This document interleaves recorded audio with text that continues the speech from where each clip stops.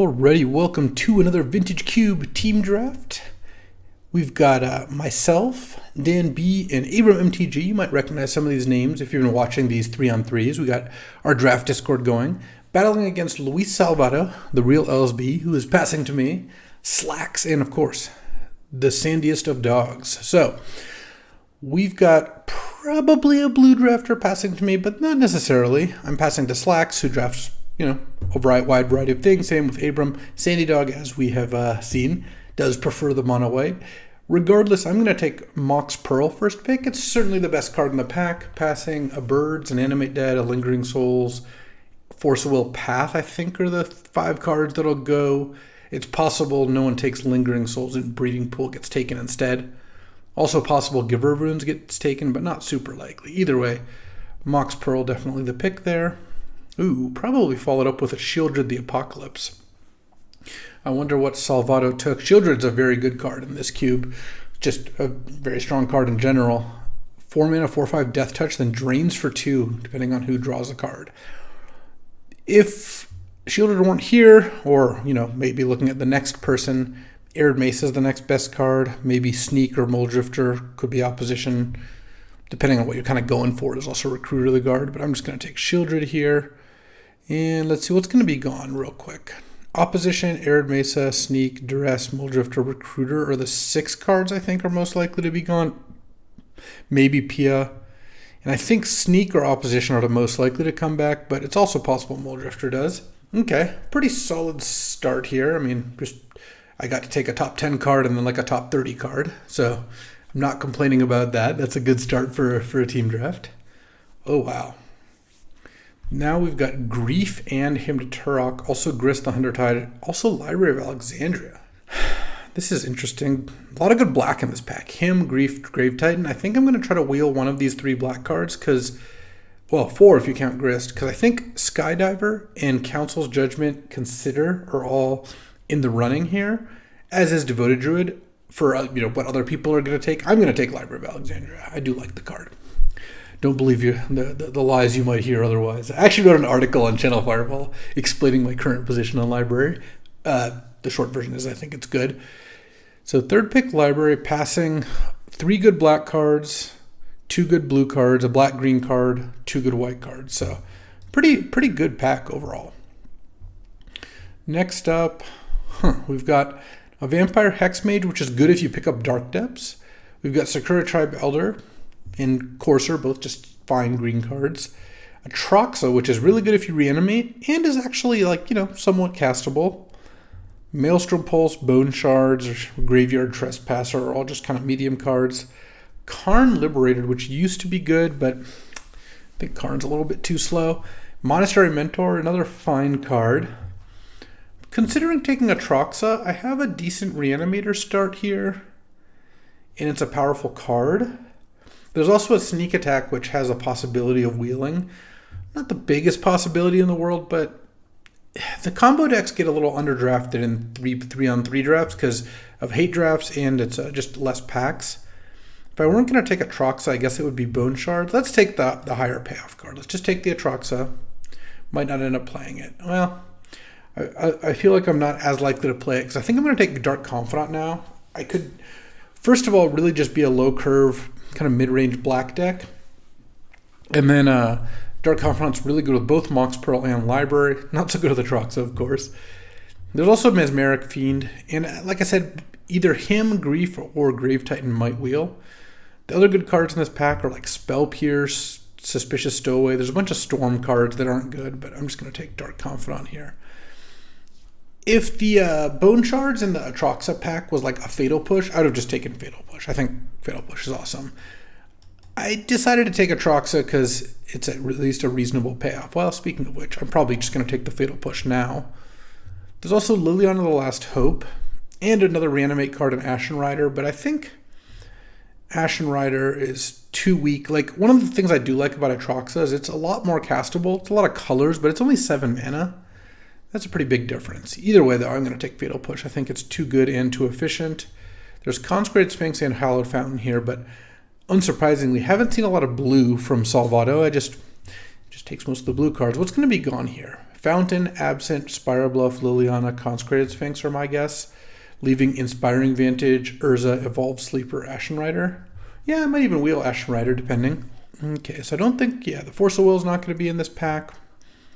Giver of Runes might. Oh, the Path and the Giver are both here. And the Lingering Souls, okay. I could just take Lingering Souls, kind of just bin this Atraxa, and be kind of black-white. I hate Makeshift Mannequin. Don't even talk to me about that card. I think it's just too bad. There's also Path. These are both reasonable as like mid-range cards. Maybe Path is better. It's pretty good with Dark Confidant. I do like Lingering Souls in some matchups though. I'm going to take one of those two cards and I'm trying to decide which one's better. I already do have a Fatal Push, which is nice. I also have a Mox Pearl, which is pretty reasonable. I'll take the Path. I think Path is a little better. Sneak didn't wheel. Recruiter of the Guard did, though. I might just take that. Could be a black-white mid-range for sure. I don't think losing out on Mole Drifter is a big deal. All right, let's just take Recruiter. Wow, him and Grief both did not get passed. Grave Titan came back, so did Council's Judgment and Grist. But I feel like no one's drafting white, or at least if someone's drafting white, it might be Sandy, who's 3 seats away, like as far as you can get away. And Council Judgment's a really good card. I do like Grist a lot too, but oh man, you can Recruiter of the Guard for Grist. That is really sick. I could take Grist and splash it. I'm just going to take Council's Judgment. I don't like playing more colors if I don't have to. Oh, this actually looks like a kind of good Monastery Mentor deck. I think it's a lot more powerful than Graveyard Trespasser. And I don't think Vampire Hexmage is a speculative pick here. Well, I'll take a free dual land. Maybe I'll end up Mardu. Who knows? Passing a bunch of Storm cards. Oh, Unexpectedly Absent came back. All right, I'm in for that. Pass Inspired Vantage at Spirebluff Canal. Black is a little bit less open. It's going to be hard to move me off black with Shieldred, Fatal Push, Dark Confidant. Even if Slacks, I think 2 of these 4 players are probably playing black. I think Salvada's a little less likely to be, though it's possible that some of the black cards came back. Oh, I'm the only black-white drafter. I got the Lingering Souls back. All right, this is actually a really good start. Let's put the plateau over here. We've got, an Ashen Rider didn't wheel, so whoever took the sneak attack probably took the Ashen Rider. Well, I like this deck so far. It's got 4 great removal spells. It's got, I'll just take the Memory Jar. Shieldred and Mentor is both good threats, some card advantage. I mean, this is kind of the best kind of library deck. Last pick, Consider. Maybe Salvado is playing black. That is wild. Oh, I love Luris, but this isn't actually looking like that much of a Luris deck. I only have 1 cheap good permanent, and I have Shieldred, which I really don't want to cut. The Mentor and the Recruiter aren't that big of a deal. I'm probably just going to take the Mana Vault. It's a good card. It's also like, don't pass broken cards if you can avoid it. I think Salvado usually plays decks where Mana Vault is good. So if I take the Mana Vault, the rest of this pack is terrible. Whoever took the Bolus's Citadel probably wants to try to take the Tinker. But I'm happy enough taking Mana Vault. And what's going to wheel here? Savai Triumph might wheel. Luris might actually wheel. It's possible. Because I think Tinker and Rolling Earthquake are probably going to get taken. Someone's going to take that Necromancy. Someone's probably going to take the Shark Typhoon. Maybe Savai Triumph goes. So maybe I wheel Geddon, Savannah, Luris, Silverblade Paladin. All reasonable. I do have this plateau in case it becomes relevant. I could also head in a different direction as well. I like the start. It feels like we have identified the open colors. Like black is less open, but white's definitely open. And having Shieldred, the Lingering Souls Flashback, Bob, and Fatal Push, that's already enough to play a decent black deck, even if it's not super open. Oh, I like Enderroll Flame of the West. That's a cool card. It's like a sword you don't have to connect with, which is really nice. This pack does kind of suck. I don't like passing the Through the Breach, but I don't have enough information to know who's sneak attack. Given that I pass sneak to the right, I think Slacks, if they're passing Breachback, might not have taken the sneak, so hopefully Abram took the sneak. Sandy Dog's less likely to. What am I going to take, though? I guess I could take Bitter Blossom. I mean, it's that or Shriekmaw. They're both, like, okay. I don't think either of these Tri-lands do much for me. I don't care about passing anything here. Maybe passing Glorybringer is a bit of a risk, but I have enough removal that the Shriekmaw doesn't look that good. Yeah, let's just take the Bitter Blossom. Who would have thought I'm sitting here second picking a Bitter Blossom, but think that's actually where we're at. Oh, probably just in for Umezawa's Jite now. I do like Doretti, and I have this plateau, but Jite is so perfect with all these ways to wear equipment. I have like 3 different things that make tokens between Mentor, Lingering Souls, and Bitter Blossom. What else is here? There's a Watery Grave, a Leovold, Deluge, Hangerback Walker, Burst Lightning, Doretti. Yeah, none of these cards are that exciting. Oh, Solitude's a busted card. I'm going to take that. Oh, whoa, there's a Palace Jailer too. I think Palace Jailer is actually more busted of a card. They're both really good, but Palace Jailer I think is better, and white is really flowing. So this is pack 4, so Sandy didn't take either of those. Sandy either opened Soul Ring Lotus type card in this pack or is not playing white.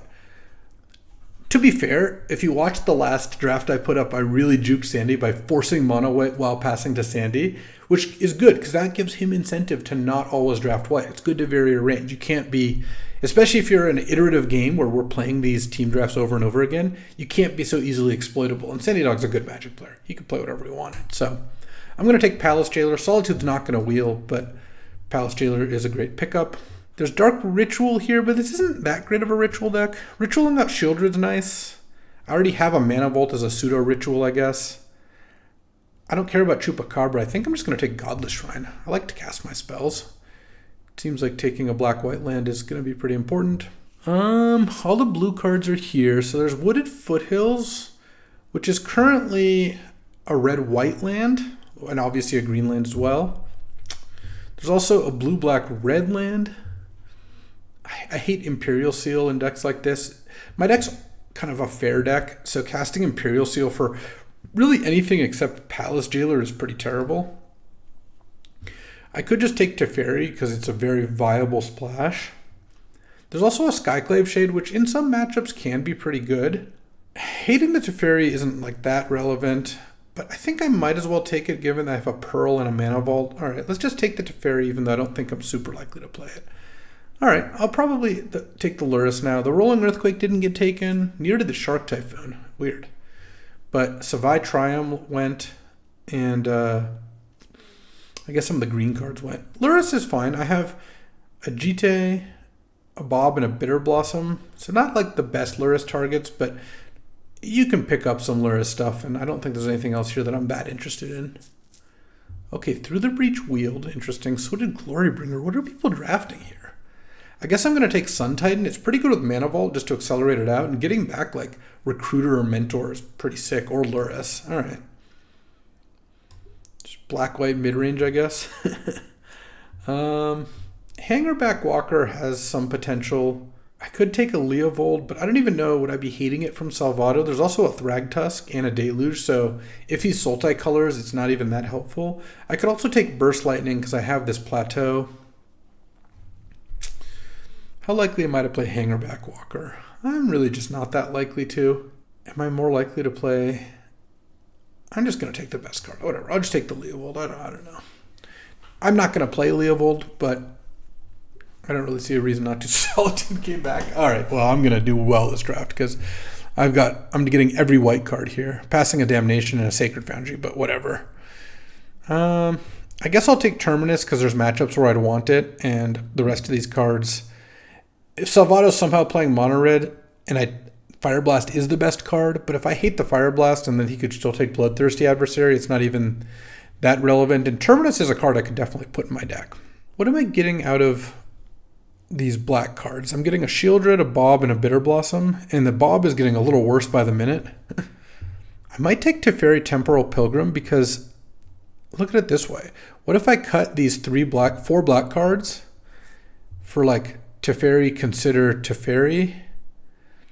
No, that's actually bad. I'll just take the Skyclave Shade. I don't think Teferi is that big of a loss. All right, I'll take Silverblade, though I'm probably not going to run it. Take a Razor Ridge Thicket. Who cares about Aurelia? Last pick, Deluge. So no one's drafting white at the whole table. Solitude Wield. But also these blue cards are going around late. Is everyone just hating, like, competing over mono green? Well, as much as I like Marsh Flats and good mana, I'm just going to take Strip Mine, I think. There's a couple of reasons. One, it's a really powerful card. Like, you just get to strip mine some people. And, you know, if you go like Landmox Bob, they play a land, you strip mine them, the game's over. Two, there's a Ramanop Excavator I passed. I really don't want the strip mine to end up in that person's hands. And three, I think with a Godless Shrine already, I'm not that worried about my mana. I mean, I've only got 5 black cards in my deck, and I don't think Marsh Flats is going to wheel. It would actually be better for me if this was just a scrub land, because it would be equal to me and other people wouldn't take it. But I can't pass Strip Mine here. What else is here that I would want? Maybe a Badlands or a Baleful Strix, depending on how things shake out. Who knows? What's going to get taken? Marsh Flats is 1, Baleful Strix is 2. The 2 green cards, I actually kind of think there's 2 people drafting green. Maybe Goldspan are 5. It's possible someone takes Trinket Mage. Oh, well, whatever. I'm just going to hate the Minsk and Boo. Minsk and Boo is just a broken card, and even though I'm not going to play it, I don't think my Plateau and my Razorverge that could get me there. I'm not passing Minsk and Boo. Look, I would like the Raven Inspector or Blade Splicer, but not enough to pass a Minsk and Boo to the other team. It's just too much of a risk, and if Slacks is either red or green, they could splash Minsk and Boo fairly easily, and cards just busted. Plus, my deck's already going to end up really good, I think. I already have 21 cards minus like maybe 4 lands. So that's like 17 playables, and I also have Terminus, Silverblade Paladin if I want. Wow. What is self-auto drafting? Here's a Mana Drain, a Teferi Time Raveler, and a Counterspell. And there's no white cards in this pack? I mean, what are my black cards here? I've got Shieldred, Bob, 2 weak cards, and a Fatal Push, plus the Lingering Souls flashback, which I can already just play off Godless Shrine. I'm kind of looking to see whether taking Teferi Time Raveler is worth it, or Mana Drain. Like, I have 5 black cards, and right now I've got Memory Deluge, Teferi Hero of Dominaria, and Consider as blue cards. I could just take Mana Drain, end up white-blue here. My blue cards might almost be better. What if I wasn't taking Mana Drain, what would I take? I guess I could just take Teferi Time Raveler as well to not end up taking a double blue card. I guess I'll take Time Raveler. I don't know. That's a really weird pick. Ooh, Orcish Bowmasters. All right, well, our brief flirtation with blue is done. Orcish Bowmasters is a really strong card, and I'd be happy to take it here over an Infernal Grasp and Cathar Commando, which might come back. All right, Bowmasters it is. Especially if there's a bunch of people playing green, Bowmasters is going to be really good. So there's a Danto Vanguard. This deck's not looking like super aggressive. Like, I would play a Danto Vanguard in this deck, but I think I'd rather just take something like either Gideon Jura or Winds of Abandon. And mana-wise, well, removal-wise, I have Path, Push, Absent, Council Judgment, Jite, Solitude, Palace Jailer. So I don't think it's Winds of Abandon. I kind of think it's just Gideon Jura here. If there was a Esper Triland, I might consider it to splash this Time Raveler or something. Same with like maybe Jetmir's Garden to help cast Minsk and Boo. That's probably a stretch though. Let's just take Gideon Jura. I think this deck could maybe run it. See, look at all these white cards now. There's Spellbinder, Elite Norn, and Skyclave. I think Skyclave is the best one. Oh, there's also a Sculler, which there's a pretty good chance of me wheeling. Wow, this is a really good pick 6 for me. Or pack 6. Yeah, there's like 5 cards I'd be happy playing. So if I take Skyclave, as long as like a couple people take some of these other cards, I'll have not only my option of them, pretty good chance of getting Sculler back. All right, let's just take Skyclave here. Didn't wheel the Marsh Flats. I think I just take Adeline, Resplendent Cathar, because at this point I don't think the Badlands does anything for me. I'm not splashing in Minsk and Boo, so all right. Let's do that. Both Blade Splicer and Thraben Inspector wheeled. I kind of just want to take Thraben Inspector. Unless I could take Jetmir's Garden to try to cast Minsk and Boo. I don't think I need to do that. Let's just take Thraben Inspector. Also, 1-drops are really good with Library. Because you get to Library, draw, play a 1-drop so you don't have to discard, that sort of thing. And my curve, I have a lot of 3s already. Is Luris going to be good? Really just good with Bowmasters and maybe Dark Confidant. The rest is not good. Let's move Luris to the maybes for the time being. Counterspell wield, obviously. There's just a million of those. I kind of just want to take Winter Orb here. I feel like my biggest weakness is going to be against big decks, like control-type decks. I don't think Finks is necessary when I have like Jite, like Adeline, Shieldred, Solitude. I have a lot of good cards against those decks. Or I could just take Counterspell as a hate draft. Actually, Counterspell's pretty good. Let's just take Counterspell. Cathar Commando Wield, pass a Murktide, no Oath of Druids, whatever. Dante Vanguard, I think is better than Woe Strider for what I'm doing. All right, what am I going to wheel out of this pack? I mean, Sculler is probably the card I want the most. So I guess I hope for that. And at this point, did Lurrus get good enough? It probably did. With having Bowmasters and Cathar Commando is a pretty nice combination. I think I main the Gideon for now. I could probably ease up on the Sun Titan. I have a lot of good Sun Titan targets. All right, well, the Tide Hollow Sculler didn't wheel, but Elite Spellbinder did. Okay, well, sure. I can probably cut Skyclave Shade. I could maybe even cut Bitter Blossom to just make my mana better. In fact, I hate to really contemplate it, but what happens if I take out all the cards that are not white? This is 23. I guess Student of Warfare. Is that better than Blade Splicer? I hate to say it, but I think it is. I have so many 3-drops. All right. I wasn't trying to draft mono white, but like this is where I ended up. All right, let's export this and then let's go build our deck and see what we end up with. Alrighty, time for deck building. And so this is kind of interesting. So if you look at this, this is 20 cards without playing a second color, not counting library or strip mine. And I do like this 20 cards a fair amount. Although it also has Lingering Souls, which I might run off just like a Godless Shrine or something. So separating out some of the spells, this is kind of what we're looking at. Elite Spellbinder, a lot of 3s, so I just kind of have to hope to draw this Mox Pearl a lot. If I were to play mono white, how many of these cards would I not be unhappy to play? Not really any. Like Lingering Souls might be the diciest, but the rest of the cards I'd be pretty happy with. Silverblade Paladin's a little weak here. I guess it's good with like the 2-power 3-drops. Lurrus this is a thin Lurrus, but with 4 2-drops plus a GT, it's not the worst. What am I leaving out? Well, I'm leaving out either Teferi Time Raveler and Hero of Dominaria off no fixing, or playing Godless Shrine, Fatal Push, Dark Confidant, Bowmasters, Shieldred. So, if I wanted to play Shieldred, it's a double black card. What would my mana be? Let's say I played 17 lands plus Mana Vault. So let's just add the Mana Vault in for now. Counting Mox Pearl as a land. So it's like 18 lands, but I have Strip Mine and Library. I could actually even go to 19 lands. Like, kind of not count Strip Mine as a spell, or count Library and Strip Mine as each half a land. Student of Warfare looks a little weak once they start adding swamps. And Silverblade Paladin I just wouldn't mind cutting in general. So let's see if I cut that.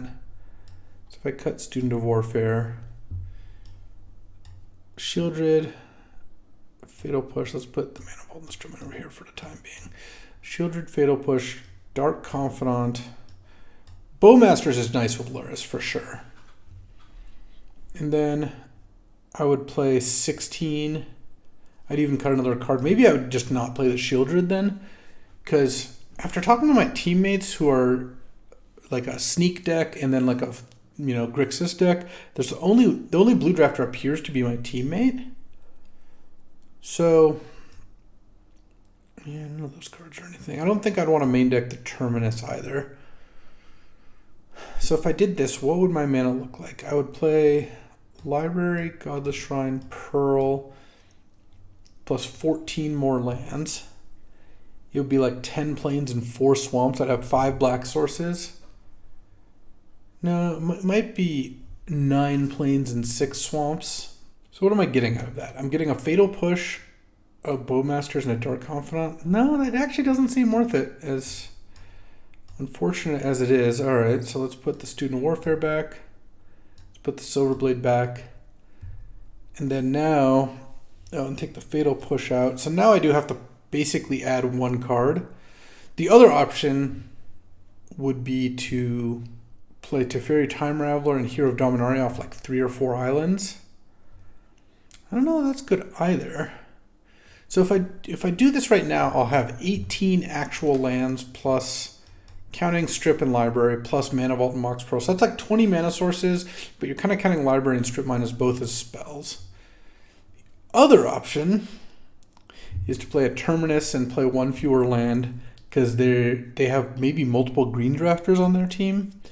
And yet the other option, I mean, I told you this is a weird deck building, would be to play Char off of Plateau and Badlands, so one free source and then one kind of black source. Or maybe we don't play Dark Confidant, but we play like Bowmasters and Fatal Push, because Bowmasters to get with Recruiter to the Guard and to get Bring Back with Luris is pretty nice. So what if I cut Silverblade, put in a Bowmasters, put in a Fatal Push, and then play 10 Plains and 4 Swamps? I kind of like that, because then I end up with 10, 12 white sources and 5 black sources, and that's still probably enough even with like Student of Warfare. So let's add 10, add 4. Do have to add like 3 more Swamps to the sideboard in case I really want Shieldred and Bob in. Add a couple Plains to the sideboard just in case. Add a couple Islands in case I want to end up on Teferis. And then, why not add a couple Mountains in case I end up wanting that Char in somehow. I don't really think I can end up wanting Minsk and Boo. That one's probably too much. All right, let's battle. Alrighty, time for round 1. Battling against Luis Salvato here, and Library on the draw. Always a pleasant surprise. The card I want to draw most here is Mox Pearl, but that's true of basically every game, so not a big deal. What do we think Salvato is? Blue. Well, oh, no. Okay. I really don't want to see an opposing Mox when I've got Library, but I do like seeing Island. Library can beat up on Island decks pretty easily. What is Salvato playing that he passed these late mana drains and stuff? Who knows, but he didn't have a play this turn, so let's draw. Any Mox Pearls? No. Let's just go Plains Go. I could Strip Mine, but I kind of want to get a Plains in play because then I can go like Unexpectedly Absent plus Library the next turn. Let's discard Swamp. I'm the only one with the Strip Mine, and I don't really need a second Swamp ever with this deck, so okay, he is blue or green. That makes a lot more sense. Oh, Jace. Let's draw in response. Oh, if I had drawn main phase, I could have done that. Okay, Jace versus Library. What am I going to do next turn? It's kind of interesting. On the one hand, if I play a Danto Vanguard, it can kind of threaten the Jace, but that is a concern. He could just bounce it, but bouncing is not that big of a deal. Could also Unexpectedly Absent the Jace, but you know what? I think I'd rather play the Vanguard because I think what might happen here is I might end up in a spot where he plays a blocker and I can remove the blocker and attack Jace. And if he bounces the Vanguard, then that's fine. I get to Library. He didn't get to Brainstorm with Jace, so I think that's an okay trade-off, and it sets up a higher, like a higher payoff turn with Unexpectedly Absent, removing a blocker. I just think if I absent the Jace for 0, I'm not really making forward progress that much. He just plays the Jace the next turn after playing a spell this turn, and then I also would have had to discard for my turn unless I wanted to let him redraw and play the Jace on the same turn, which I definitely didn't. Mox Pearl would still go a long way here, I will say. Nissa, okay. One thing that's a little annoying about Nissa is I can't absent the land. I can strip mine it though. I better draw in response to bounce here. All right. Need Pearl badly or Council's Judgment. Oh, Skyclave Apparition is not bad. I might have to give up a Library play here, as much as I don't want to, because I think I go Strip Mine, Skyclave, Nug the Jace. I guess I don't even need to strip mine the island. I think I'm going to strip mine whatever he tries to Nissa here. And then I'm going to discard, because I have to. I think I just discard a plains. I don't love that, but I don't see an alternative. The Nissa play puts me in, I think, too big of a hole probably to win here. Maybe. Okay, hit one land. Plays another one from hand. Oh my god. Okay. Yeah. 3 planeswalkers. Library's good. It's not that good. Alright. Get a 2/2. I guess I'll strip in response here. And then what is my play here? I could play Jite. That doesn't really accomplish anything. Council's Judgment killing Nissa is something. It's maybe too little too late, but it's something. I guess I'm going to get Garrick next turn. I'm just going to be completely overloaded with planeswalkers. I don't think this is going to work out. Yeah, I think this is just too much. All right, so against blue-green, I kind of want Terminus, Shieldred, Dark Confidant, put in 2 more swamps. So I end up with 6 swamps. Cut 2 plains, cut Student of Warfare. Orcish Bowmaster is still going to be very good here. I already don't have Silverblade Paladin in. I like Gideon Jura. I like a lot of this stuff. I could cut Luris because I'm not really going to trade off cards that much. So Luris gets a little worse. I still have 10 white sources. Yeah, that is a lot. And this makes me maybe want to cut Adonto Vanguard as the last card. It's kind of bad against Jace. All right. Let's do that. And see if we don't get mauled again by a turn 3 Jace, huh? All right, well, I'll keep this hand. This hand is not exciting, but, you know, it's got Cathar Commando into Unexpectedly Absent. Don't really think I can do otherwise. All right, do I want to? Oh, never mind. I want to do that. Ooh, that was the card I was kind of hoping to draw. Orcish Bowmasters is such a nice card. All right, Simic Signet. Yeah, let's Cathar Commando, blow up Simic Signet here. No reason to wait on that. Yeah, let's hit for 2. And now I've got some removal. Oh, I killed 2 mana sources, and that's probably going to do it. As soon as I was GT's, I assume going to end the game here. We're speed running this match here. I didn't even have to reveal Terminus. Didn't concede. It's got the heart of a champion. Land. Attack. I'm just going to make this into a 5/5. I've got a bunch of removal in hand, so I think just doing the most damage possible is what I want to do here. All right, and yeah, next game. I mean, what can you do, right? That's where we're at. He knows about Umezawa's GTA and Orcish Bowmasters now. Do I want Bitter Blossom is actually another interesting question. Seems a little slow. I think I'll pass on the Bitter Blossom. I've got some really good cards for the matchup. I mean, Council's Judgment and Skyclave are good. Orcish Bowmasters is incredible against your Jaces and Teferis. All right, any Mox Pearls? Any Mox Pearls? I'm in the market. We're on the draw. Like, if I can get a Mox Pearl in a library, if we're taking requests. Or just Swamp Pearl Bowmasters your 1-drop. for maximum value. Oh, is that a Mox Pearl in a library? Why, yes. Yes, it is. Ooh, this hand.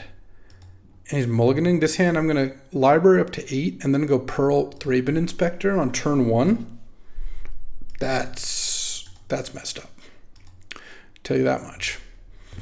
I think we have to be massive favorites now. And then turn 2, instead of, I could library again, or I could Elite Spellbinder.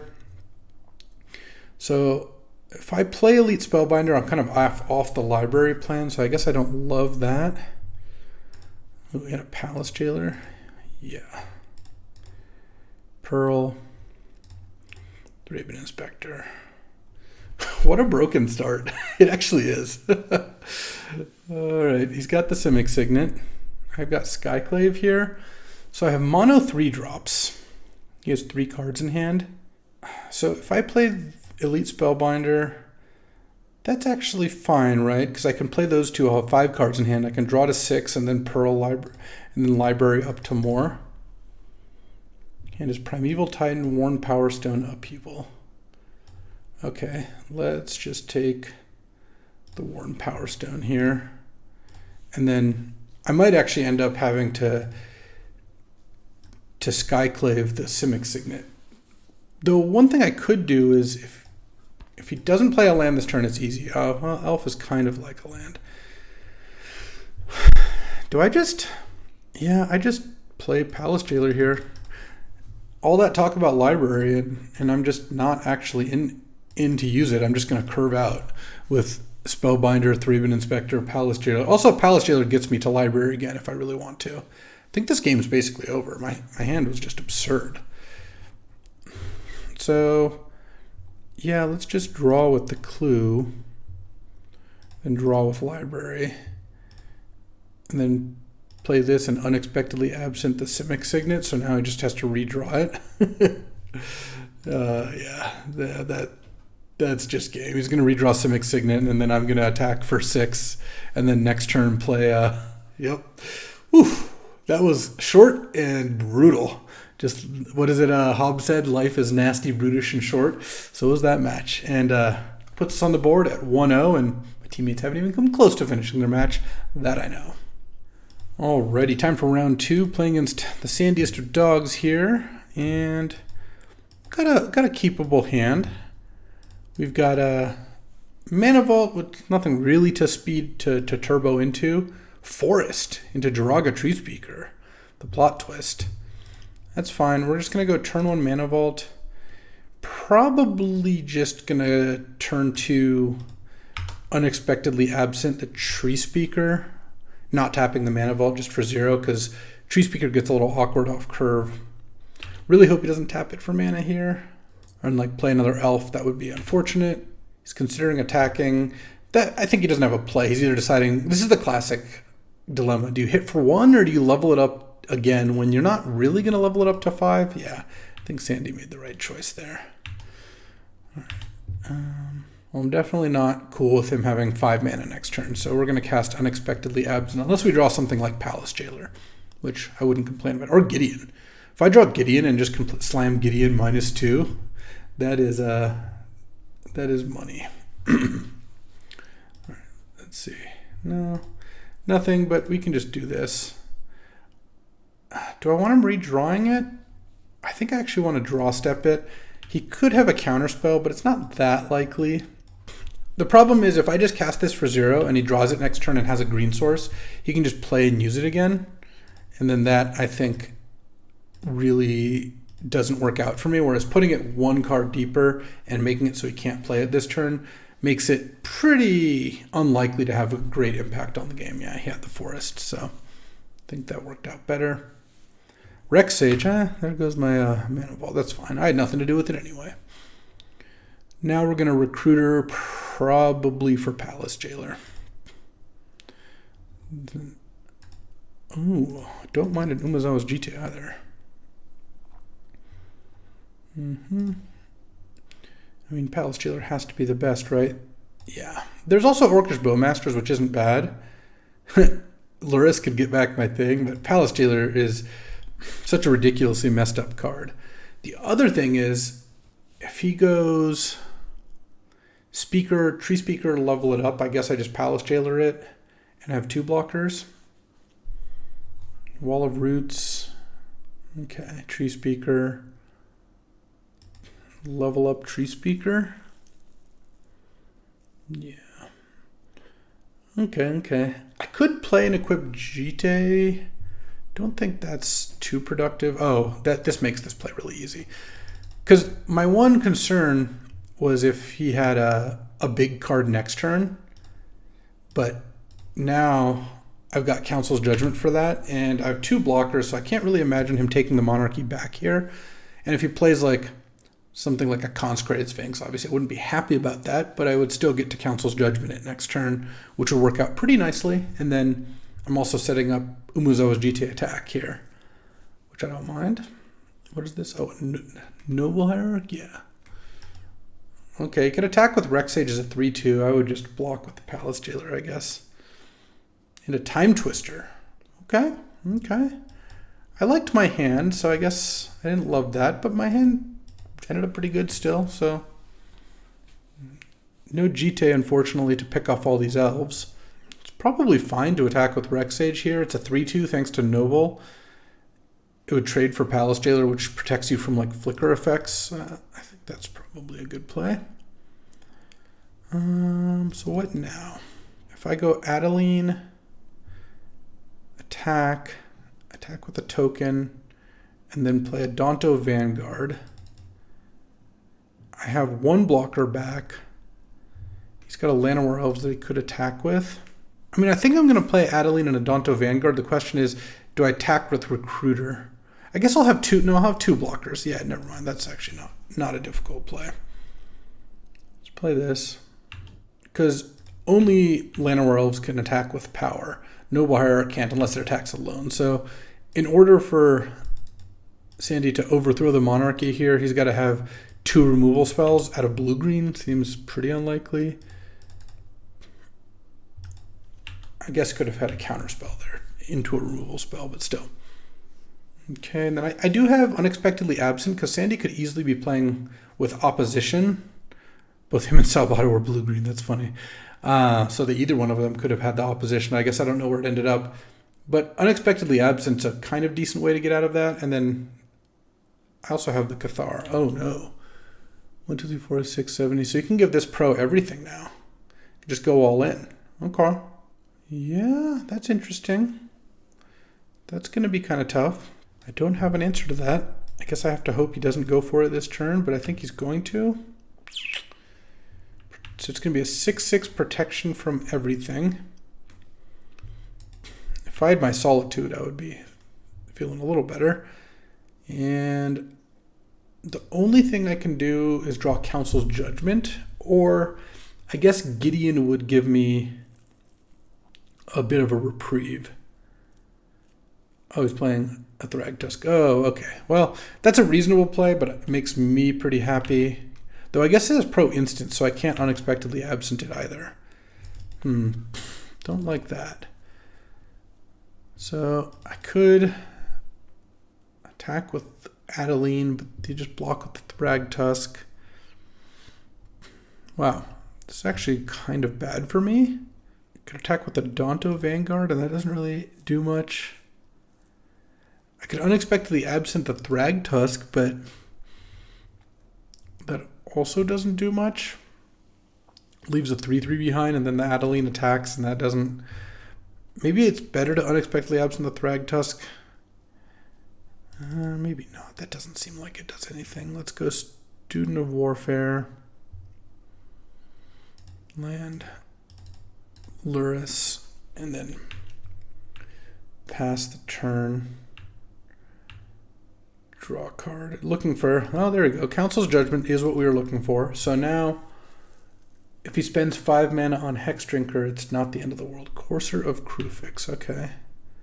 Magus of the Order. I don't recall seeing a Crater Hoof, but that certainly doesn't mean there wasn't one. The thing is, Hexdrinker is pretty safe because it is pro instant, so it's pretty hard for this to not work out. Am I going to Unexpectedly Absent the Thragtusk for 0? That feels like a weak play. I think I might just attack with Adeline into it. I could Unexpectedly Absent the Courser. Remember, he's going to get the Jiraga Tree Speaker back here. Oh, Wooded Foothills. So he has a shuffle effect too. I'm going to attack for 9. or 7 rather. Yeah, I can't block. All right. Am I going to be able to take the monarchy back? How bad do I want?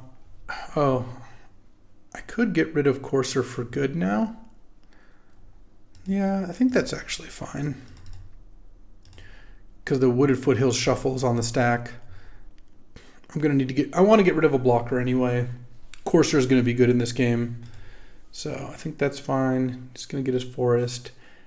Maybe level up the Tree Speaker just to make a better block. Okay. Then he gets to Monarch. Draw, strip mine. Not the most exciting. Let's level this up. Level this up. Now I need to attack with a couple things. Definitely Adonto Vanguard and Student of Warfare. I could attack with Adeline, that just trades for Thragtusk. Why don't I just attack with these and then I get a token as well?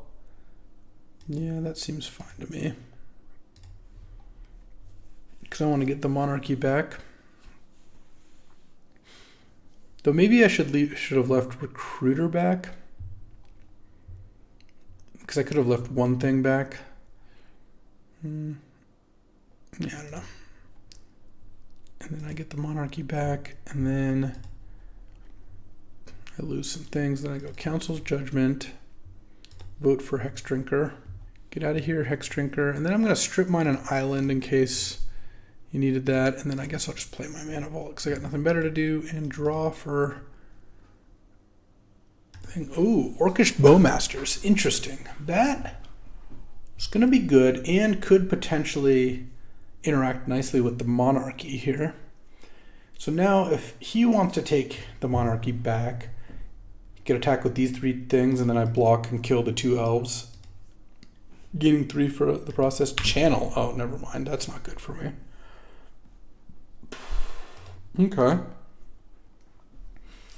Well, didn't have these things last turn, so whatever Channel's going for. Oh man, I just realized there's a Time Twister in Sandy's graveyard, and I have an Orcish Bowmasters at some point.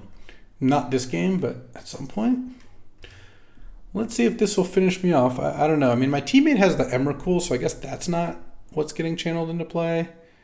Luis Salvato has the Primeval Titan. This could be like, like a Walking Ballista is probably close to enough. Could be a Hydroid Krasis that would also be bad for me. I guess we'll see. Could be a big Hangerback Walker. I would be okay with that. 9 mana.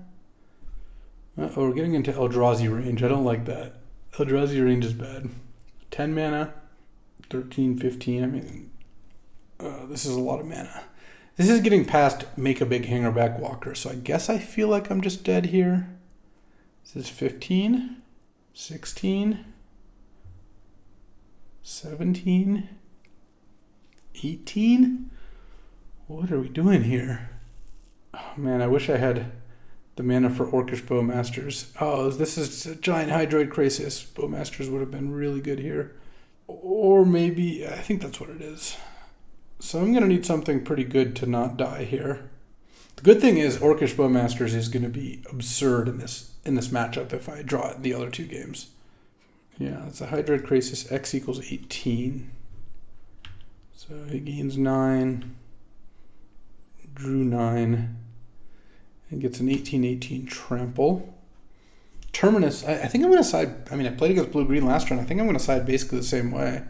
Shieldred and Terminus, out some of the kind of ground idiots here.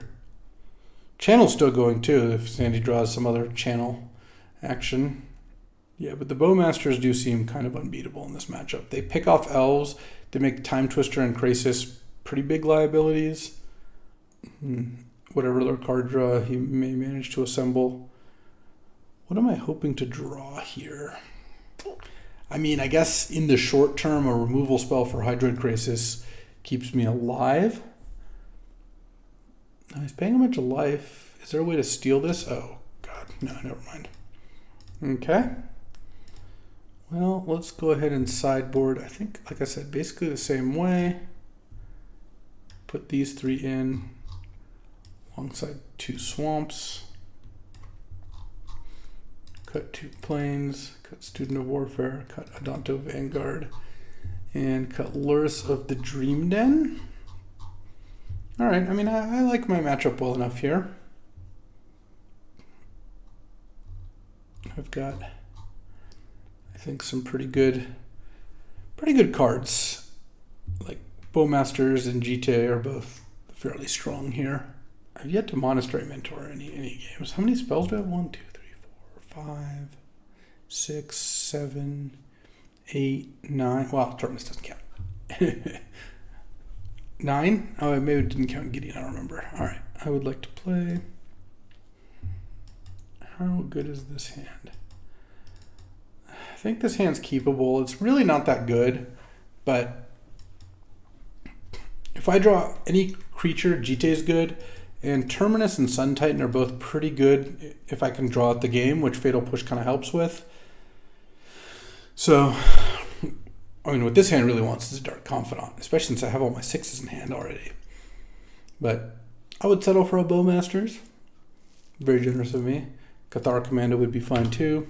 I mean, he mulliganed, and I am going to be able to Fatal Push his first play here. Just probably got a Mana Dork of some kind. Okay, Noble, yeah, we're going to just Fatal Push that now. If it was a Draga Tree Speaker, we might wait. Alright. I'm just going to play the GTA.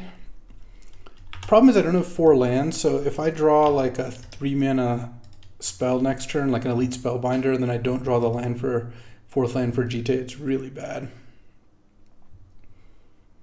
Okay, Plains. Plains is nice. Let's go Skyclave Apparition and Nug the Hex Drinker, and then threaten GTA Equip on the Draga Tree Speaker. What I really don't want him to have is level up Tree Speaker land Rex Sage. That would be pretty disastrous for me, but what am I going to do?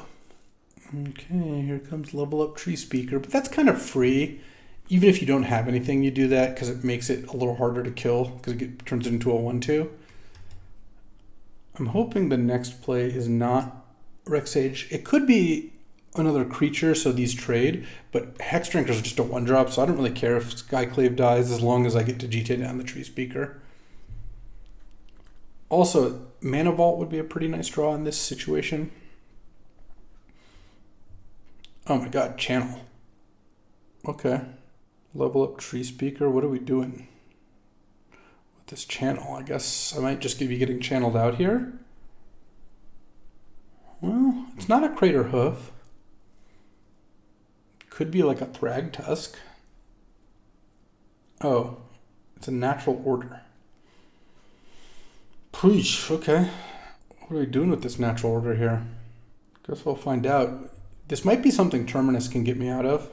GTA makes it still like kind of a question. Like, it's a very good card. If he gets like a random big thing, he can't get. He doesn't have Primeval Titan. Craterhoof doesn't do anything here. Coma. Okay. Yeah, I guess I need to draw lands for Terminus here.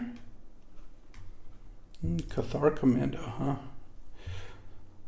That doesn't do much, but I guess I will equip here. I really need to not miss a land drop. Like, I need to draw a land the next 2 turns.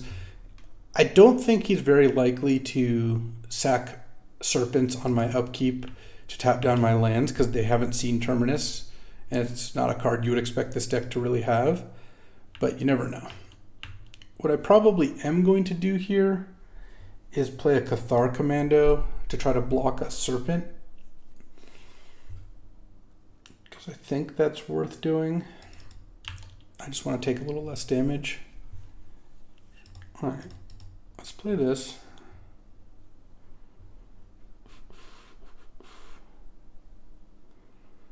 Okay, so what does this do? Indestructible Encounter. So if I double block the Coma, he can then sack Koma's Coil to tap Umezawa's Jite and make it not be activated this turn. And then I lose those 2. I traded those 2 for a Serpent, so I think I just do this. and take 6, I guess. Really need to draw Mana Vault. If I double blocked and I let damage resolve, then I could try to GT down Coma, makes indestructible, GT down Coma, makes indestructible. And so I'm trading these 2 for 2 Serpents, but the problem is if he then sacks this to make it so the GT can't be used this turn, I threw away both my creatures for nothing. So, okay, Mana Vault, Mana Vault. Oh, Mox Pearl's interesting. I guess I'm going to block now. I need to draw a land next turn or I die. Also, if he taps down a land, I die as well, but I don't know. I really don't know how likely that is going to be. He can tap down the Skyclave and hit me down to 2 here. Wouldn't love that. Turn 3 Coma is a lot. Okay. I'm going to block there. I go to 8. And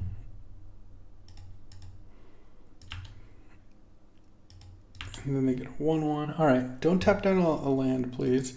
And can I just draw a land, please? Land. Don't tap a land, but also can I draw a land? Oh, this is excellent. Terminus. Get out of here, everything.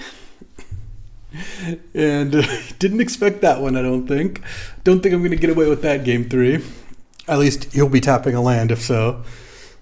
And then now I'm going to win this game very easily, I would assume. Because I get to go Sun Titan, get back Skyclave for his next play as long as it doesn't cost 5. Oh, that's not a 5-drop. Not a 5-drop at all. Okay, here we go. We are rolling now. Skyclave Apparition. Oh yeah. And then pass the turn.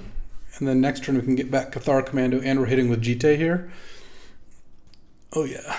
We got there. We forced a game 3. Did that at least. And hopefully we don't get Turbo Natural Ordered again because that was unfortunate. I would say we technically haven't won yet, but I think it's going to be pretty hard for him to come back here. Kogla, the Titan Ape. Okay. What are we doing with this Kogla? Yeah, you got to fight that. You can't fight the Sun Titan. Okay. Let's draw. Just go Council's Judgment. Vote for Kogla. He had no cards in hand.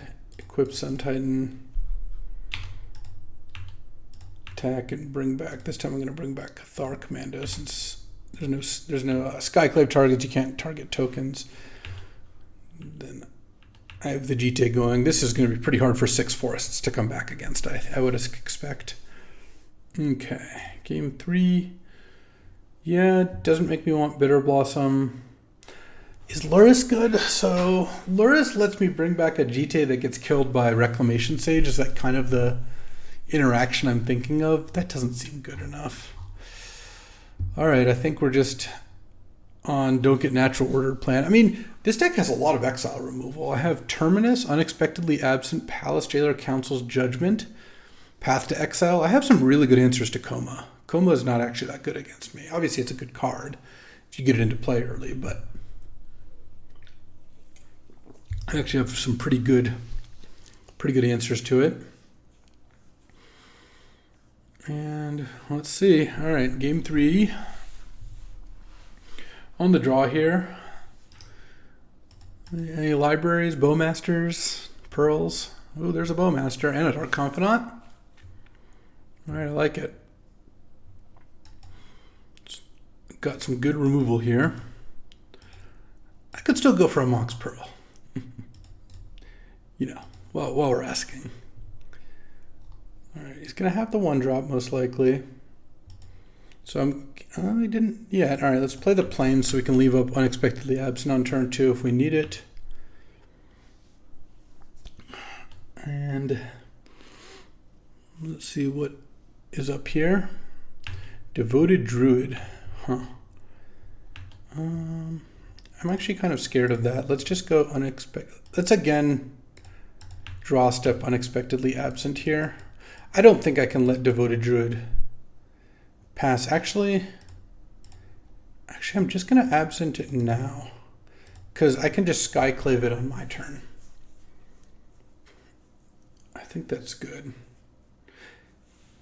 I think setting up a turn where he's going to play it so I can Skyclave it works for me.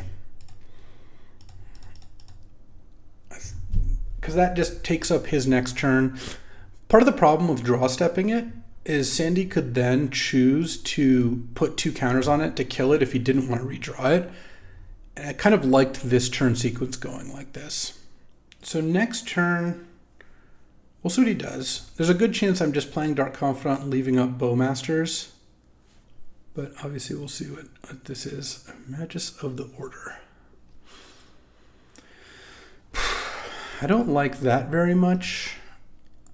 I could GT and equip, but I don't think that's going to stop. He could block and then I finish off Magus. I don't think that's very likely. Would I rather have a GT going? I probably would rather have a GT going, and if he gets Rex Sage, I don't really mind.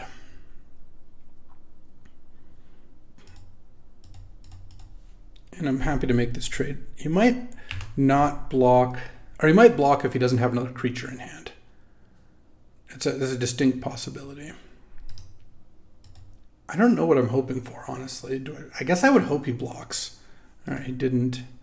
So he is going to get a chance to use Magus if he's got a creature that costs, 4 or less, assuming he's got a 5th land. But does getting Coma end the game? No, it doesn't. It's good, but it's not just game over. And then I'm hoping that I can find exile-based removal in the next turn or two here. Oh. No activation. Okay, well, I like that. That is a good sign.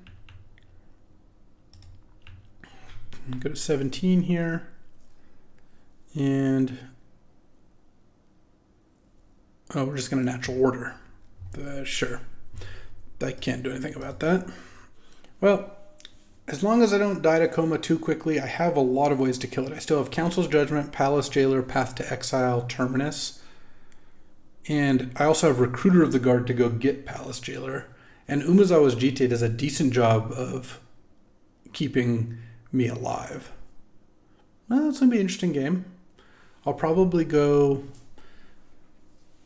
go Recruiter, pass, leave up Bowmasters. Oh, Terastodon. Okay. Well, you got to hit the GT. The question is, what else do you hit? If you don't hit the GT, then giving me elephants is just going to let me grind you out. So I would assume GT is going. The question is, are you hitting the 2 lands as well? But then I end up with a ton of tokens. You could also hit your own lands and just try to put a massive elephant strike force into play. But that kind of doesn't work unless you just go all in and hit your own 3 forests, which would lead to an interesting game. I'm interested to see how this goes. This is actually a tough decision. Natural Order Terastodon is very interesting here. I actually feel pretty good about this. Like, my gut reaction is I would rather see Terastodon than Coma, but I'm not sure if that's right. I guess if he hits Swamp, Plains, but then I have 3 elephant tokens and a GT in play. I feel like that's kind of hard for him to win there. But I don't know. The GT, I'm really glad I went GT equip last turn. I feel like that worked out fairly well. I guess the thing I'm the most scared of is hitting both my swamps. But hopefully I can, if that happens, I can draw another land. If he hits 3 of my lands, I guess I equip GT to an elephant and attack with all 3 elephants. He blocks the equip. No, he can't block the equip one because I can make it a 7/7 and then kill the Terrastron afterwards. So yeah, blocks one of the other ones. Takes 6. Now the GTA has 4 counters. Yeah, I mean, unless he's got a Reclamation Sage to follow this up with, he's probably got to kill the GTA. But honestly, not knowing Sandy Dog's hand, obviously, I can't say what I would do. I'm curious. It's hard for me to tell. Like, if his hand is all blanks, what does he do? I don't know. Terrastron's not like really I think a winning move there. So I guess he probably has something in hand. There's also the possibility, of course, that he's got Coma in hand, so he couldn't natural order for it. That's, you always run that risk. But I'm not surprised Sandy Dog's taking a bit on this decision. All right. 2 lands and a GTA. All right. Gain 2. Gain 2. So I get an elephant. He gets 2 elephants. Okay. Acceptable. Now I kind of wish I had Luris, funnily enough. I'm definitely going to play Recruiter of the Guard here. Oh, I guess I just get Solitude and just plan on hard casting it. Because I could get Palace Jailer. The problem is, if I get Palace Jailer, what happens? I get Palace Jailer. Let's say I play Bowmasters this turn. I take 9. Trade. Oh, no, actually, Palace Jailer works. Never mind.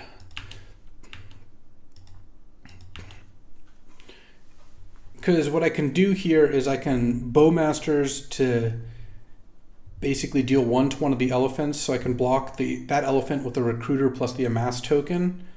And then my other elephant trades for his elephant. I take 9 off Terrastron, whatever, falling to 12. And I'm left with Skyclave, Bowmasters, and Palace Jailer in play versus his nothing. Maybe whatever he plays this turn. Feels like that's going to be good enough. Bowmasters come in. It is nice playing against like mono green and having them have very little in the way of disruption. I guess it's possible Sandy Dog has a force of will. Splashing it, as it were. Block. Take 9.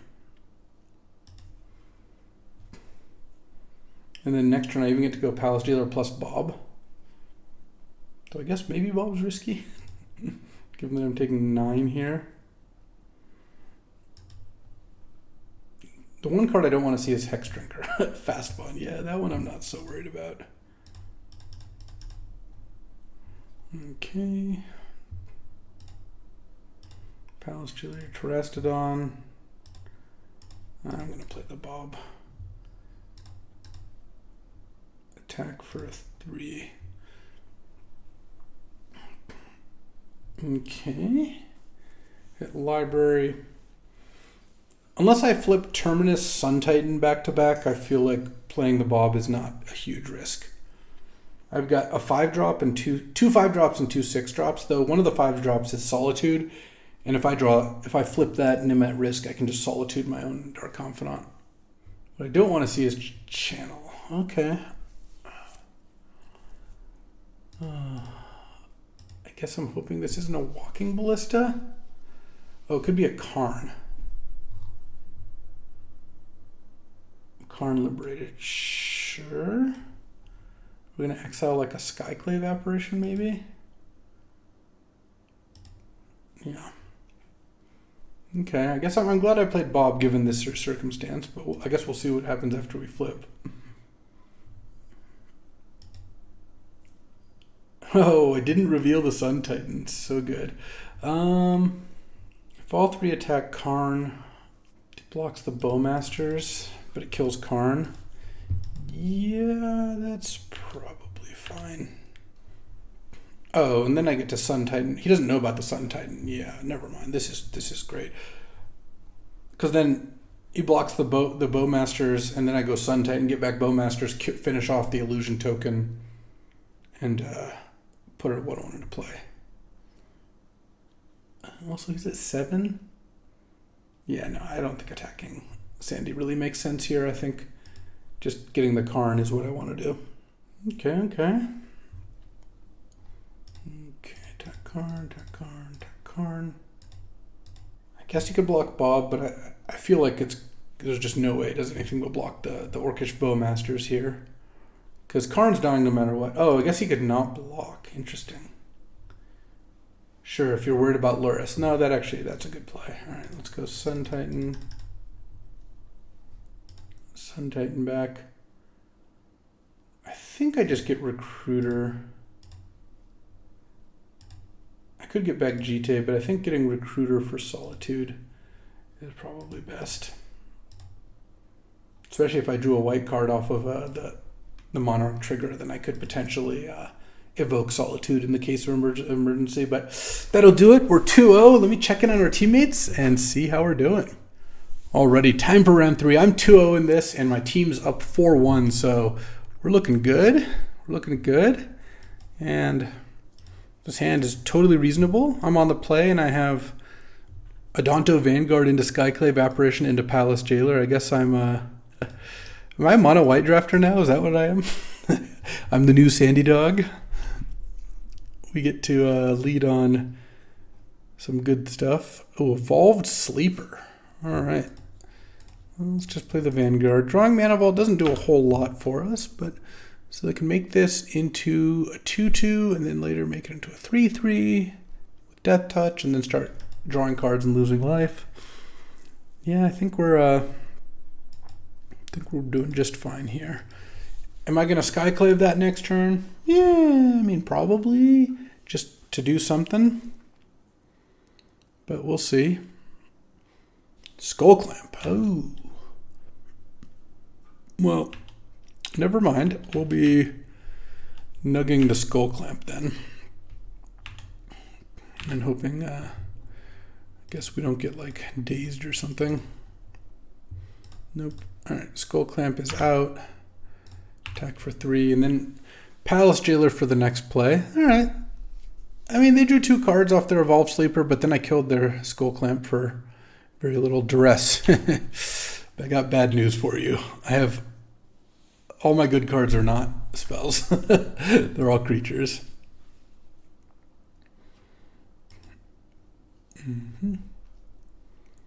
If you have a creature, I'm just going to Palace Jailer it. So the real question is, if I draw a blank on my turn, do I play the Palace Jailer? Oh, wow. I've never seen that picture. Well, I'm going to Palace Jailer the Baleful Strix because I don't think... I wanted to play Palace Jailer this turn anyway. It's crazy how good Palace Jailer is, where I'm just like exiling their ETB creature and it doesn't matter because there's just not that big of a chance it comes back. I mean, we'll see, I guess. Chart a Course. Yeah. I mean, this has been a card, like they've drawn a bunch of cards, drew a card off Baleful Strix, drew 2 off Chart a Course, drew 2 off Skull Clamping the Sleeper, played a Duress, but I'm attacking them and drawing cards at the same time. Oh, is it Bone Shards? Okay, is something going to get reanimated here, maybe? I'm going to Bone Shards my Skyclave Apparition to get your 1-1. No, killing the Palace Jailer, discarding an island. And then reanimating the Palace Jailer. Ooh, okay. Oh, wow, and then getting the Skyclave. That's actually pretty good. No, that's a good comeback. You get it the Vanguard, sure, but I guess you get the Baleful Strix, right? Wow, that was a swing. So now it doesn't really accomplish anything. I guess I'll play the Pearl. They know about the Solitude. I don't think it really accomplishes anything. I could Solitude the Baleful Strix and attack with Skyclave. This is a forced trade. Don't think that does anything for me though. Oh wow, and there's tons of blockers out now. Okay, let's cast Solitude end of turn. Now we need an Umezawa's Jite stat. Let's just get the Baleful Strix. And, oh wow, Lingering Souls is actually really good.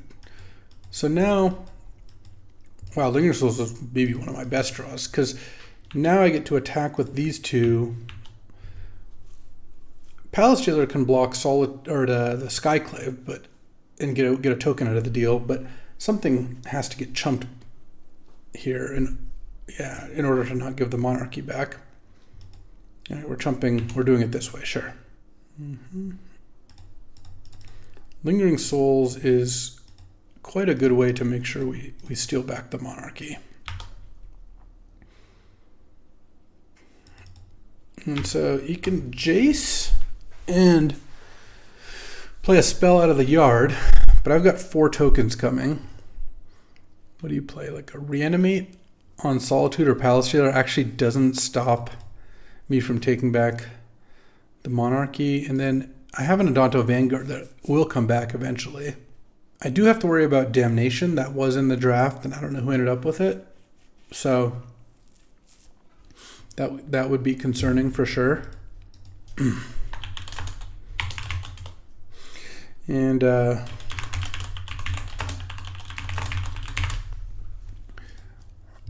okay, there goes Ashen Rider. Can't reanimate Ashen Rider very easily because that costs 8 life.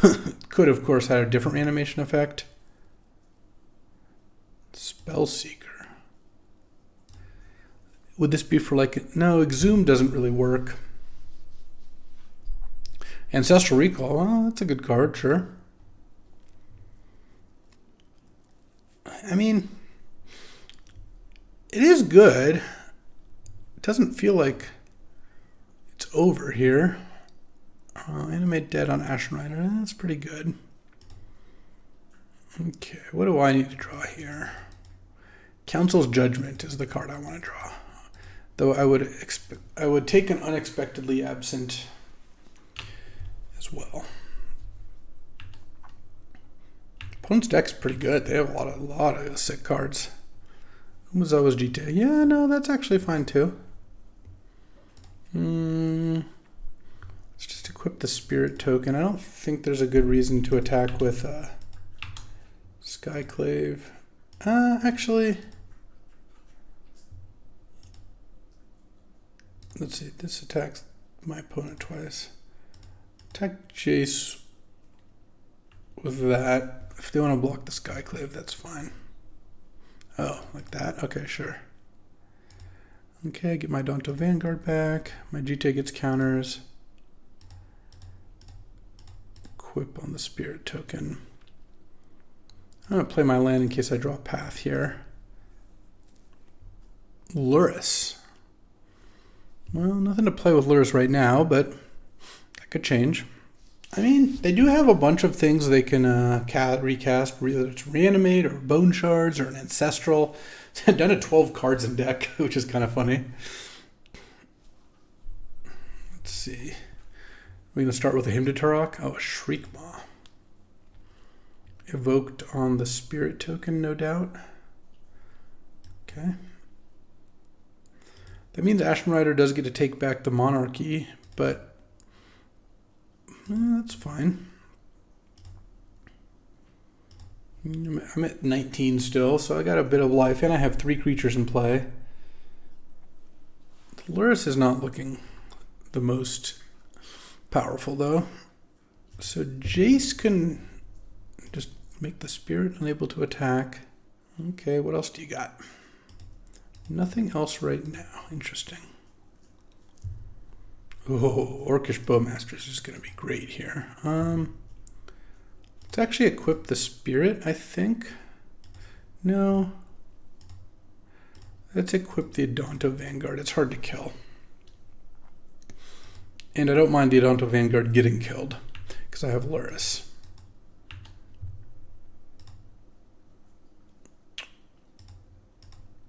I'm just going to attack my opponent with both. My Spirit token's small, so I'm not attacking there. Entomb, okay. What are we entombing for? Woodfall Primus. And we're going to Necromancy. I was hoping it'd be Makeshift Mannequin. No, I guess Necromancy is about the same. Okay.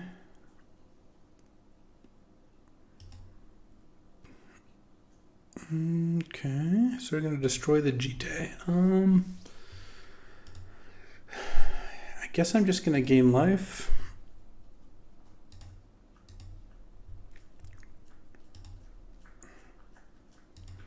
And then You block the Skyclave? No, they're blocking the Danto Vanguard. No, they should block the Skyclave.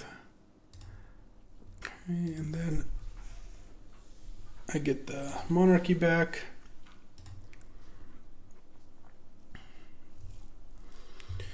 What do I want to do here? I'm definitely going to play the Lurrus. My main concern is that the Woodfall Primus is going to die end of turn because of Necromancy, and it's going to come back, which means it's going to kill my Godless Shrine. So if I don't play the Bowmasters now, I might just not get to play. So am I just going Lurrus go? I don't love that, especially since Jace can maybe kill Lurrus with like a Bone Shards. But I don't know that I have better. My other option is just to go Lurrus, replay Jite. Yeah, no, I actually like that better. And then if I don't get to play Bowmasters, I don't get to play Bowmasters. Yeah, that's gonna be the best here. Because there's also a chance the Woodfall Primus kills the Jite, and then I get to play Bowmasters next turn. I do get to draw off the Monarchy as well. Recruiter of the Guard. Well, most of my good cards have gone. Like Solitude, Palace Jailer, and Skyclave are all gone. Okay, so the GTA does die. Yeah, okay, that worked out better. Still going to take a good amount of damage here, but I do threaten to attack back. Jace, at some point, is going to do something like out of the graveyard here. There's no point in chumping at this point, since they're taking back the Monarchy regardless. I go to 14. Dark Ritual. You don't like things starting with that. What could this be? I mean, I feel like they've done all the big things and I'm still just kind of battling back. Oh, Dismember. Sure. That's not... Okay, that's not the end of the world. Then -2, -0 that. Okay. To Grave Titan. All right. We're getting... We're getting pretty close to dead. We're not 100% dead yet, but it's not looking great. But now we have a Student of Warfare. And then this can't even hit. Oh, let's play Recruiter of the Guard. Monastery Mentor, Cathar Commando, Elite Spellbinder.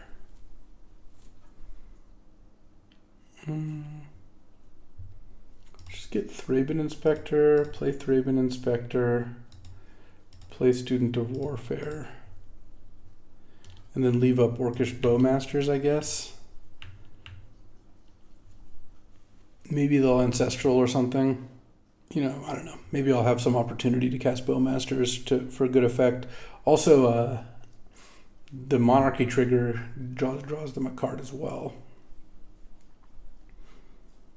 I mean, who knows? Currently, we're not dead this turn, right? We take 5 down to 9, can chump that, and then take maybe some more damage off the zombies. But, like I said, I guess we'll see. Well, I am going to cast this in response.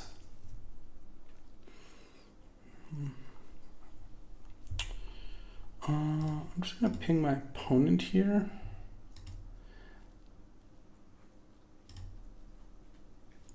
And am I dead here? Because Tar Pit puts me to 11. Like I said, Dash Runner gets chumped. Woodfall's Trample, so let's just take that. I go to 6. No, I'm not dead. Even if they kill the Spirit Token, that just puts me to 2, assuming I can block all the rest of this stuff.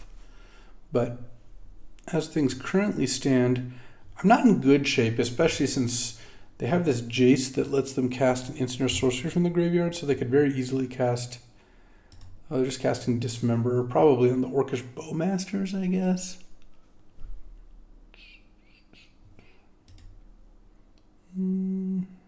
Okay. Well, I'm going to have to block the Grave Titan. I guess I'll block with the Orc Army. Take 5 here. I'm at 9. And then Dismember maybe kills the Bowmasters. Sure.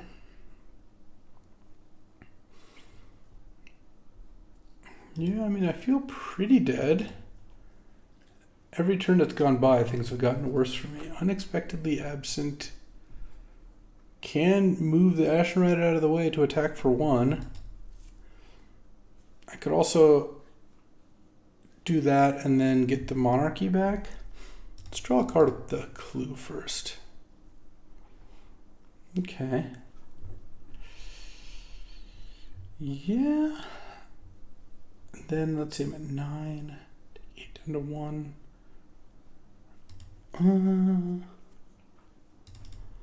I guess I'm still probably pretty dead, but I might as well go for it. Maybe what I do is I Council's Judgment the Ashen Rider. I don't have anything exiled, right? That's on the Palace Jailer. Let's just go Council's Judgment. Vote for Ashen Rider. And then maybe I'll end up using Unexpectedly Absent on like the Woodfall Primus. Attack. Put you to 3. Get back the Monarch. Pass the turn. I'm not technically dead. Oh, Gideon is the kind of card that can that could buy a turn here out of nowhere.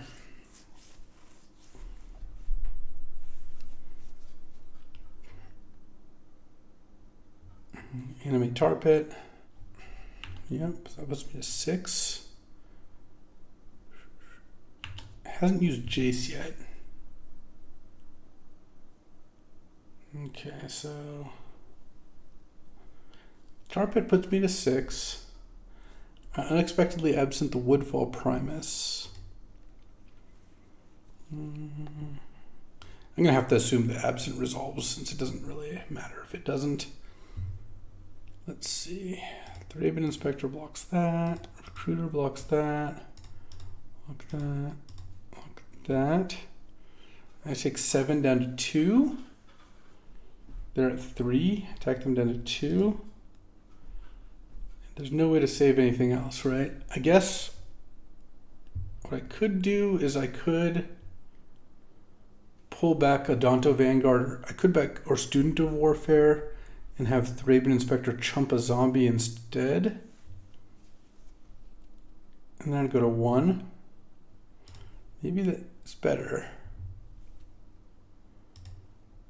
I could do this, and then I take 2, 4, 5, 8. I'm at 1, but I have a Student of Warfare ready to go.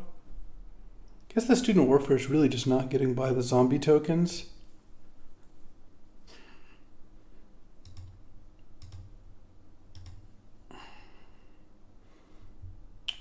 Oh, I could just double block. I guess that's probably better. Because then killing the zombie token doesn't matter. Let's just leave the Raven Inspector for now. I mean, they just pass here because I'm currently dead, so yeah. Okay, let's put back Woodfall Primus, or try to. Obviously, if this gets countered, I'm dead. Alright, did not. They get the Monarchy back. Oh, the Gideon doesn't really save me because Jace gets to play Bone Shards, which kills a Planeswalker. Okay, they shrunk the Spirit token. Now they're going to draw Woodfall Primus.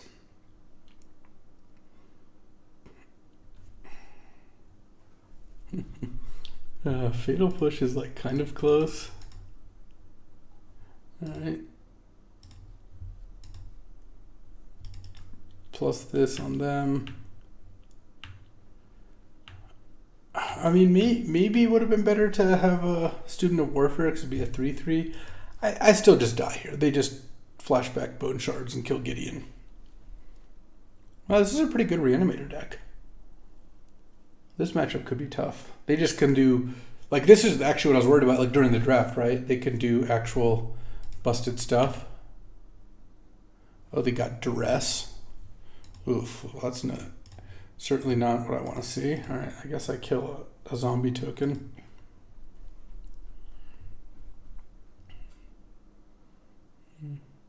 Petty theft to Gideon. All right. All right. Against them, is it possible that the Teferis are good? They're kind of good against some of the Reanimator stuff. Fatal Push isn't very good. Orcish Bowmasters is pretty sick, though. Like maybe I don't run Fatal Push. I just put in Dark Confidant and Shieldred. I'm not going to run Terminus. Terminus seems too bad. I probably cut Gideon Jur. I don't actually think Gideon Jur is good against what I've seen. And then add another Swamp. Cut a Plains. I think I do actually want a Student of Warfare, though. Maybe I want like Skyclave Shade instead. They have a lot of removal. Yeah, because maybe if I cut Student of Warfare for Skyclave Shade and then I put in one more Swamp and cut one more Plains, that's better. Okay. All right. Yeah, the Reanimate on the Palace Jailer really turned the tide there. Okay. I will keep this hand as well. And we'll see how this one goes. We have Cathar Commando into either Lingering Souls, Skyclave, or Recruiter. Still wouldn't mind a Mox Pearl here, to be honest. Oh, are they going to duress my one spell? Yeah, that's fine. It's unfortunate because they're so close to missing, but on the other hand, like, I'm like, just play this now.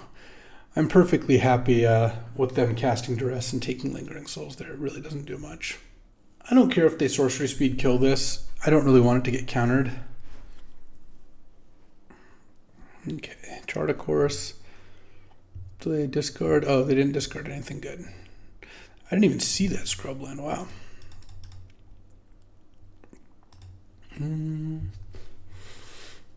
What do I get here? There's a lot of good options. Palace Jailer, Adonto Vanguard, Skyclave, Elite Spellbinder is pretty interesting. I think I'm just going to get Elite Spellbinder. My concern with Palace Jailer is they're just not going to play a creature, and I feel like, I don't know, it just feels like a little bit of a liability to have them be able to potentially animate it or something. Suspicious Stowaway. Evolved Sleeper, sure.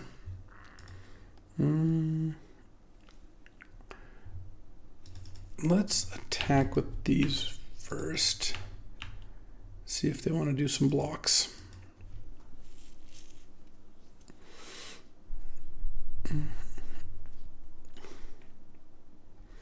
Okay.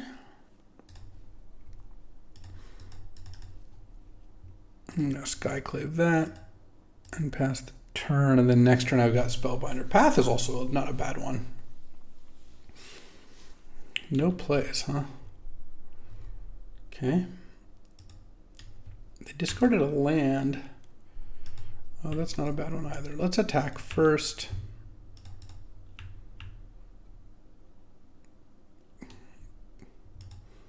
Dismember, sure. Oh yeah, I guess I shouldn't have attacked with the Recruiter there. That was actually just kind of dumb, but all right, whatever. Elite Spellbinder, Dark Ritual, Necromancy, Ashen Rider. I'm just gonna take the Ashen Rider. The reason I do that is like, if I take Necromancy, they can just Dark Ritual Necromancy still, so it's not really stopping them from doing it. And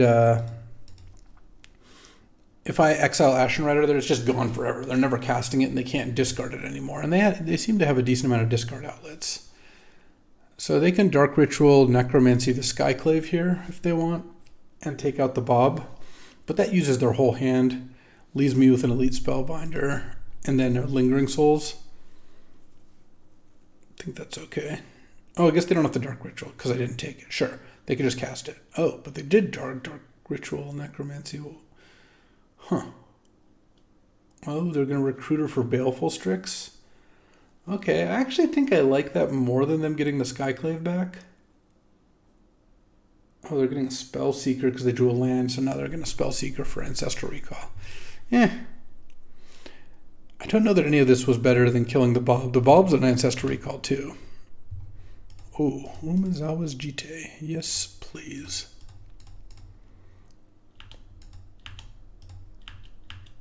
Let's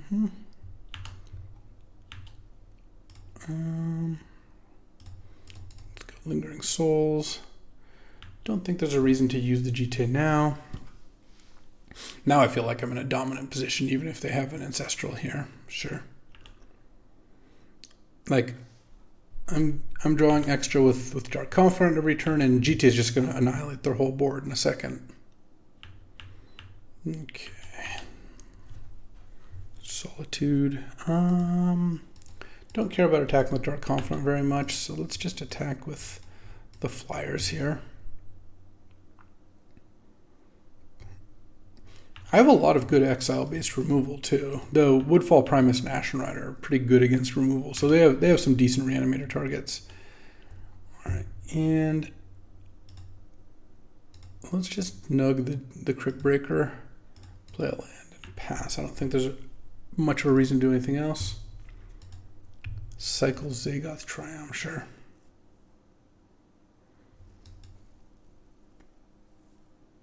Upkeep, Entomb, okay. Partially just to not draw this card. Whatever, Woodfall Primus, I guess, is the most likely here. Yeah, because that could also kill Umezawa's Jite, which is probably something they're interested in doing.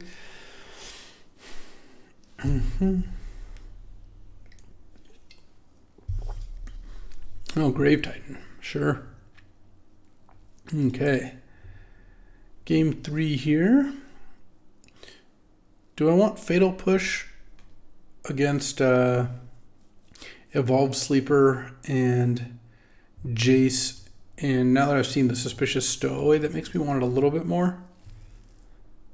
Maybe Monastery Mentor is just not that good. It feels like it's kind of slow. I don't know.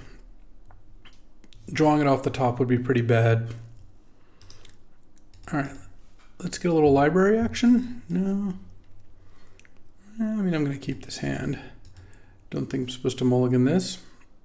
And no duress this time. Okay. Plains. This hand needs a Mox Pearl like no other. If I could jumpstart my hand. Uh-oh. Okay. What are we entombing for here? This could be problematic. I mean, I have Solitude, so I'm not going to like die immediately. But whether it's Ashen Rider, Grave Titan, or Woodfall Primus, it's not good for me, regardless. And Inkwell Leviathan. Okay. Animate Dead. All right. I actually don't know that one's gonna be unbeatable. If I draw a Pearl, it would really help. Oh, Cathar Commando actually goes a long way. Let's go Jite, because I can Cathar Commando the Animate Dead. Thing is, Inkwell isn't the fastest clock. Like it's not even clear that a Jite itself wouldn't be enough to stop that. You know, Baleful Strix. I don't know. Creeping Tar Pit is annoying. Let's just do this now. Pass the turn. If they Tar Pit me here, I think pre-combat, I mean, you get to discard, I guess. Sure. Duress, sure. You get to whiff.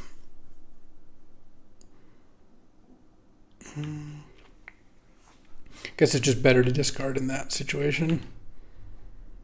I'm going to play a land, and I'm just going to Palace Jailer the Baleful Strix here. Because if they go for the Tar Pit, I have Solitude. And then I can get a Jite going.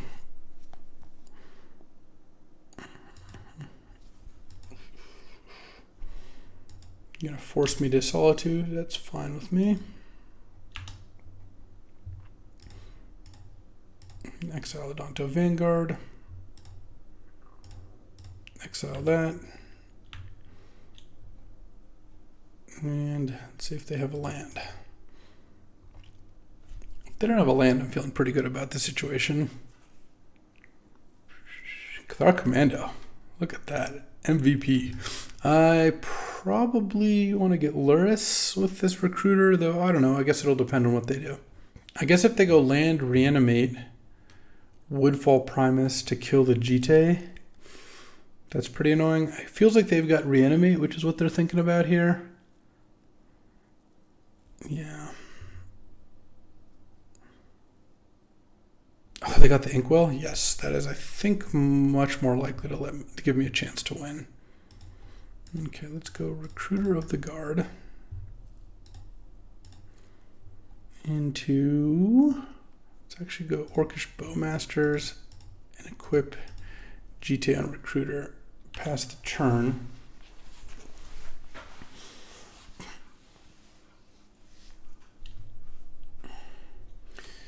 I'm just going to take it, go to 6. They get their Baleful Strix back. They do draw a card. Oh, I guess equipping Jite was actually not good there. I thought I was going to block, but I should have actually had the Bowmasters out to like ping Baleful Strix and then get to amass off of those two. But we'll see. I mean, the problem with Inkwell is it doesn't really outrace Jite very well. Yawgmoth's Will? Okay. Whiff on Duress and then reanimate Woodfall Primus going down to 6 life. Okay, that's interesting. Does kill the Jite here. Okay. Oh, Sun Titan. Sun Titan's interesting. So currently I'm taking 13 points of trample. So I do need, and they're at 6. Yeah, leaving mana out for Bowmasters might have gotten me there. I can ping the Baleful Strix, attack. They block Palace Jailer, doesn't do much. Yeah, let's go Sun Titan. Get back Cathar Commando. Pass the turn. I need them to have basically nothing. And then I don't just die. Let's see. So if I put this there,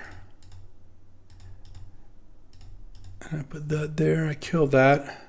Oh no, the Baleful Strix is attacking too. And that no longer works, does it? I don't think blocking Woodfall Primus so it dies really makes sense. This puts me to 0. Yeah, so in that case, let's see. If I do this, I'm taking 1, 2, 6, so I have to do this. All right. So if they have nothing, I go to 1 here. No, they played a spell. Okay. Path to exile. Wow, so close. I can path that, attack them to 3, Bowmasters them to 2.